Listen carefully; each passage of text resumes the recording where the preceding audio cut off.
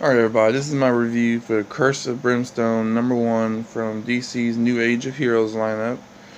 So, I was kind of interested to check this one out, but I don't know, it didn't really hit me as well as I thought it was going to hit me. For first off, it's mostly set up. I mean, it's pretty much all set up, and setup is kind of one of those things that I'm kind of torn between because I realize that it's important to set up a world and story and everything, and I know that usually by the second, third issue, it starts getting better. But at the same time, I kind of want to be engaged from the second I read the book. Not have to have a whole issue that's just set up or filler or whatever. And a recent example of this is, Oblivion Song, which was a book that actually walked the line very well of being an engaging story, but also setting up a whole new world and characters. And it kind of makes me wonder, like, why can't more books just do something like that, where it's engaging from the beginning, but it explains all the characters and all the motivations and everything. This book was pretty. Basically, what I'm saying is this book has just a slow pace. There's not a whole lot of conflict. It's mostly just a lot. It's mostly a lot of dialogue, a lot of set world building, a lot of getting into the head of the character, and that's okay. I mean, it was well done. I thought the dialogue was good, specifically.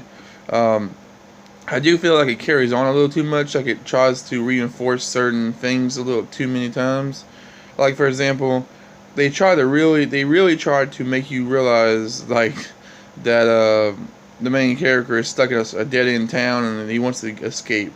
They really reinforce that notion. Like, they say it almost every other page, and it kind of gets a little annoying after a while. Like, yes, we understand the kid's not happy with his life. He's not happy with his financial situation. He wants to get out of town, but he doesn't have the money to get out of town. We get it. We understand what's going on. Like, they just try to shove it down your throat after a certain point, and I'm just like, come on. But in the art, as you can see here, the art has a very kind of unique look. It kind of has more of a pastel look to it, like painting look. I don't know how to describe it. It has its own style to it. It's not overly detailed in like the facial features and stuff, and but it does look alright, and it works for this kind of book, like a supernatural kind of book about a monster thing. It does work well for that. Even though we only see him as Brimstone at the very, very beginning and the very, very end, which is a little disappointing, actually. That's again my point about just not really having a lot, just being too much set up and not enough actual conflict or the meat and potatoes of the story. Um, we also spend a lot of time being introduced to characters that I feel like probably won't be as big of a part of the story going forward. Yeah, they're a big part of his background, but I don't feel like they're gonna be a continuation like in his story.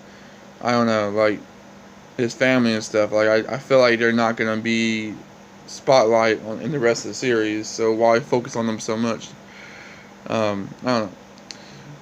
I'm saying a lot of negative things, but I did like this. I did like the actual storytelling of the book, but overall, I think that it just kind of is too much set up, a little too slow paced for me, and it just tries to reinforce too many things. It gets a little too I don't want to say cliche, but just like it just tries to reinforce the same thing over and over. So overall, I'll give it a 2 out of 5. It's not my favorite read so far this month.